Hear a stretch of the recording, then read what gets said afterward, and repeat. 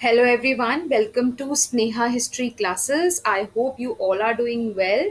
जैसा कि मैंने आपसे कहा था कि मैं आपके जो लॉन्ग आंसर टाइप क्वेश्चंस हैं उसके ऊपर वीडियोस लेके आऊँगी।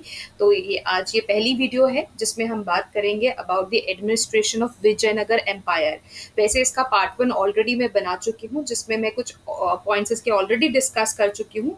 इस वीडियो में मैं आपको एक ओवरव्यू दूंगी और फिर जो कंक्लूडिंग पॉइंट्स रह गए हैं, जो भी पॉइंट्स रेस्ट रह गए हैं, वो हम डिस्कस कर लेंगे।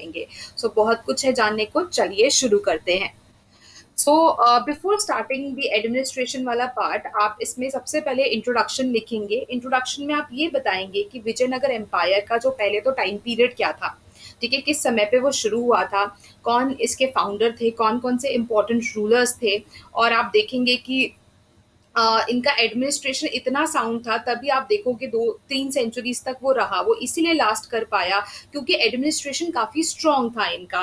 और इसके साथ साथ आप देखेंगे कि इस समय पे और भी बहुत सारी स्ट्रांग पावर्स थी, जैसे कि जो मुस्लिम रूलर्स थे, या इसके साथ आप बहमनी किंगडम थे। अगर इनका एडमिनिस्ट्रेशन इतना स्ट्रांग नहीं होता तो वो ये सब जो पावर्स हैं इसको वो फेस नहीं कर पाते। तो इस तरीके से आप इसकी इंट्रोडक्शन देंगे and then you will going to talk about the administration. फिर एडमिनिस्ट्रेशन को हम डिफरेंट पार्ट्स में कैटेगराइज करेंगे। सबसे पहले आप सेंट्रल एडमिनिस्ट्रेशन को के बारे में बताएंगे, उसको आप फर्दर डिवाइड करेंगे। तो first you will going to discuss about the king and his privileges and duties, then council of ministers, then feudal chiefs. उसके बाद नेक्स्ट पॉइंट आपका बनेगा प्रोविंशियल एडमिनिस्ट्रेशन के बारे में, ठीक है। फिर प्रोविंशियल एडमिनिस्ट्रेशन को आप एक्सप्लेन करेंगे। उसके बाद लोकल सेल्फ गवर्नमेंट, आप ये पॉइंट है इसको एक्सप्लेन करेंगे। ये सारे पॉइंट्स मैं ऑलरेडी बता चुकी हूँ, तो आप इससे पहले वाली वीडियो मेरी देख लेना। इसके बाद आज हम डिस्कस करेंगे जुडिशियल एडमिनिस्ट्रेशन के बारे में, ठीक है, कि विजयनगर एम्पायर का जुडिशियल एडमिनिस्ट्रेशन, जस्टिस सिस्टम किस तरीके का था।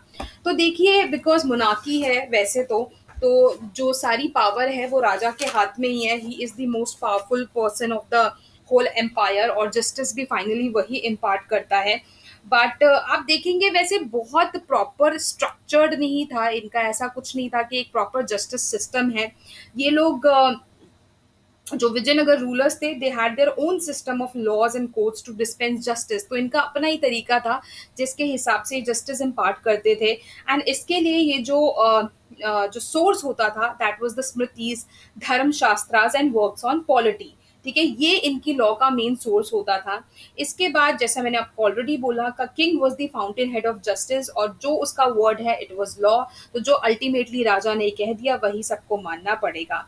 और अगर ऐसा पाया जाता था कोई somebody is indulged in treason, कि अगर कोई धोखा दे रहा है, कोई प्लानिंग कर रहा है अगेंस्ट किंग, द गवर्नमेंट, संघास एंड समुदिया, तो इसको एक बहुत ही हीनियस क्राइम बोला जाता था। बहुत ही घिनौना अपराध ये कंसिडर किया जाता था, और जो भी गिल्टी पाया जाता था उसको इमीडिएटली एग्जीक्यूट कर दिया जाता था। इसके साथ साथ justice was imparted according to the ancient Hindu law, ठीक है। तो जो पुरानी हिंदू जो लॉज के ऊपर बुक्स थी उसको एक बेसिस माना जाता था जस्टिस सिस्टम का। और आप देख सकते हैं जो कृष्ण देव राय है, he was the greatest king of this dynasty and is known to have administered justice in person. And इसके अलावा जो प्राइम मिनिस्टर है and the provincial governors also use to decide the disputes in the provinces. तो अपने अपने areas में जो provincial governors हैं, आप विलेजेस में देखेंगे जो हेड है वो सब अपने एरिया में जस्टिस को इम्पार्ट करते थे। एक और नोटेबल फीचर है पॉलिटिकल सिस्टम जो विजयनगर किंग्स का, that during their time the popular courts did not follow any procedure as such while trying cases. ऐसा नहीं है कि कोई पर्टिकुलर प्रोसीजर होता था और उसके बेसिस पे वो केसेस ट्राई करते थे। It was the usual practice for them to resort the arbitration. But जो रेगुलर कोर्ट्स होते थे किंग के, उसमें क्या होता था, मैरिट देखा जाता था, डॉक्यूमेंट्स को एग्जामिन किया जाता था, विटनेसेस को ट्राई किया जाता था। एंड उस तरीके से मतलब बेसिकली बोलना क्या है कि अगर किसी ने किसी के ऊपर कोई इल्जाम लगाया है तो उस डिस्प्यूट को सॉल्व कैसे करना है, तो उसके लिए एविडेंसेस कलेक्ट करना है, उसको एनालाइज करना है। तो ठीक है, तो ये सिस्टम भी, और उसके बेसिस पे मतलब एविडेंसेस को एनालाइज करके विटनेसेस को दे के उसके बाद जो है डिसीजन लिया जाता था। तो ऐसा होता था रेगुलर कोर्ट्स में। बट आप देखेंगे तो ऐसा कोई ठीक है, इस तरीके का इनका अपना ही प्रोसीजर था। ऐसा नहीं है कि जैसे हम अर्थशास्त्र देख लें कि पिछले जो हम एंशंट रूलर्स के कोर्ट की बात कर ले, जस्टिस सिस्टम की या मिडिवल की, तो उनका थोड़ा सा आपको प्रॉपरली स्ट्रक्चर्ड जस्टिस सिस्टम मिलता है, उस तरीके का एज सच खैर नहीं था। बट ये सारा जो है वो हिंदू जो एंशियंट लॉ बुक्स है उनके ऊपर ये डिपेंड करते थे, और इनका अपना ही सिस्टम होता था जिसके बेसिस पे ये जस्टिस को इम्पार्ट करते थे। इसके अलावा एक और चीज पे ये बहुत ज्यादा बिलीव करते थे, ट्रायल बाय ऑर्डियल। ठीक है, ऑर्डियल्स करवाते थे in some cases, which means that divine help was involve in getting disputes resolve. तो थोड़े आप देखेंगे बहुत ही पुराने ख्यालात, वैसे तो मिडीवल टाइम है तो वो यही था कि ऑडियल, कि मतलब भगवान को इन्वॉल्व कर लिया, कि अगर ये जैसे कि 3 काइंड्स ऑफ ऑडियल्स इसमें डिस्क्राइब किए गए हैं, जो फॉरेन ट्रैवलर निकोला कॉन्टी है वो ऐसा लिखते हैं कि 3 तरीके के कॉर्डियल्स होते थे। पहला होता था licking with the tongue a red hot iron. तो आप देखिए गरम जो लोहा है उसको उसको लिक करना पड़ता था। तो ये क्या है कि अगर आप इस तरीके के, अगर आप इस एक्टिविटी में अपना को इंडल्ज कर रहे हैं, उसके बाद अगर आप सेव हो जाते हैं तो इट मीन्स आपने कोई क्राइम नहीं किया है, और अगर आप हर्ट हो जाते हैं तो इट मीन्स आपने क्राइम किया है। तो इस तरीके का आप देखोगे डिवाइन हेल्प लेते थे वो। दूसरा प्रैक्टिस क्या था, ऑडियल था, carrying a red hot iron और plate to several places. And third was the commonest of all was the putting fingers in boiling butter. तो इस तरीके से ये लोग केसेस को डिसाइड करते थे ऑडियंस के थ्रू, और जो भी अनहर्ट पाया जाता था, अनस्कैथर्ड जिसको कहते हैं, कि जो कि बिना सफरिंग के जो भी इस ऑडियल को पास कर लेता था, वो उसको जो है वो माना जाता था कि वो गिल्टी नहीं है और उसको पनिश नहीं किया जाता था। इसके बाद severe and rigorous punishment was meted out to those found guilty of offences. तो जो लोग पाए जाते थे कि उन्होंने ऑफेंस किया है तो उनके लिए उनको एक सीवियर पनिशमेंट दी जाती थी, जैसे कि amputation of cutting of limbs of the body, ठीक है, बॉडी पार्ट्स कट कर देना। बट जो ब्राह्मण्स थे आप देखेंगे, ब्राह्मण्स को काफी प्रिविलेजेस थे and they were being exempted from it, ठीक है। एंड इसके बाद death, mutilation, imprisonment and fines were among the usual punishments. और ट्रेटर्स जो होते थे, अगर वो ट्रेटर्स पाए जाते थे तो उनको they were impaled alive, murderers had their heads cut off in the marketplace, a few others were ordered to be trampled to death by elephants। तो जो ट्रेटर्स थे उनको बहुत ही आप देख रहे हो सीवियर पनिशमेंट की जा रही है। वो एक तरीके से उदाहरण बनते थे सारे समाज के लिए, जिससे कि कोई ये गलती दोबारा ना करे। इसके अलावा आप देखेंगे जो विजयनगर एम्पायर था, it was the offering of lives of person as human sacrifice. तो हमें इस समय पे ह्यूमन सैक्रिफाइस का भी रेफरेंस मिलता है कि अगर कोई सक्सेसफुल इवेंट किसी ने कराना होता था तो उससे पहले वो ह्यूमन सैक्रिफाइस करता था। तो इसका एक एग्जाम्पल हमें मिला है that Krishna Deva Raya who offered such sacrifice to mark the successful termination of his big irrigation scheme. तो इस तरीके से हमें ह्यूमन सेक्रीफाइस का भी रेफरेंस मिलता है। एंड इसके साथ साथ विलेजेस की अगर हम बात करें तो विलेज असेंबलीज जो हैं, इसके अलावा temple trustees and caste elders, they administrate justice in the outlying far flung areas of the empire. देखिए विजयनगर एम्पायर काफी बड़ा था, तो जो दूर दराज के इलाके हैं तो वहां पे जस्टिस को कैसे इम्पार्ट किया जाता था, तो जो विलेज असेंबलीज थी या कास्ट एल्डर और टेम्पल ट्रस्टीज जो है वो वहां पे जस्टिस को देखते थे। इसके बाद उनके पास ये पावर थी, they were empowered to confiscate lands. तो लैंड को कॉन्फिस्केट कर सकते थे, they could award punishments and exercise all the functions and powers of a full fledged court. तो मतलब इतनी पावर थी उनके हाथ में। एंड इसके साथ साथ religious heads used to decide disputes pertaining to social and religious practices। तो कुछ पावर रिलीजियस हेड्स के हाथ में भी थी, और वो जो सोशल एंड रिलीजियस प्रैक्टिसेस है इससे रिलेटेड जो डिस्प्यूट्स है उसको सॉल्व करते थे। So this was about the judicial administration. इसके बाद हम बात करेंगे मिलिट्री एडमिनिस्ट्रेशन की। तो देखिए विदाउट अ पावरफुल मिलिट्री, जो विजयनगर एम्पायर है वो इतना बड़ा एरिया कैप्चर नहीं कर पाती और अपने आप को प्रोटेक्ट नहीं कर पाती। तो ऑब्वियसली इनका मिलिट्री एडमिनिस्ट्रेशन भी काफी अच्छा था। तो सबसे पहले हम इसमें बात करेंगे ऑर्गेनाइजेशन ऑफ आर्मी।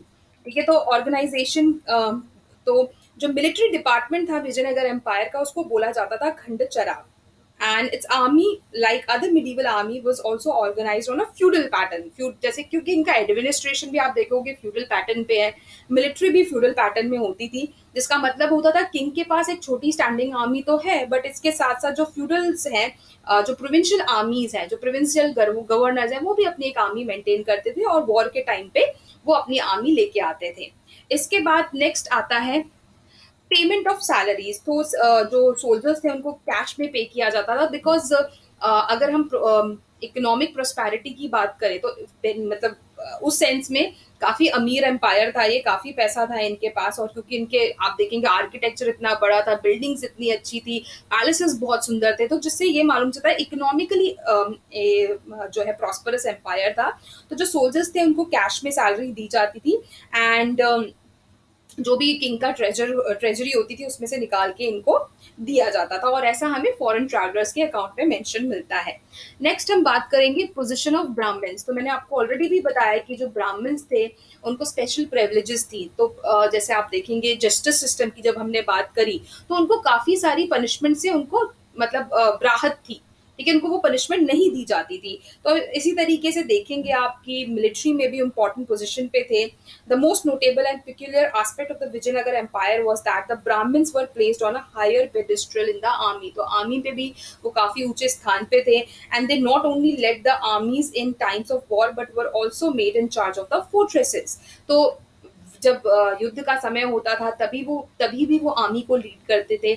इसके साथ साथ जो फोर्ट्रेस थे, जो फोर्ट्स थे, काफी सारे फोर्ट्स हैं, अभी हम पढ़ेंगे विजयनगर एम्पायर में, तो उनको भी वो संभालते थे। And not only this, they also acted as generals and provincial viceroys. तो आप देखेंगे जो हायर पोजिशन होती थी उस पे ये ब्राह्मण्स एम्प्लॉयड थे। इसके बाद नेक्स्ट हम बात करते हैं wings of army. So Vijayanagar army was comprised of four wings. कौन कौन से थे? Infantry, cavalry, elephants and artillery.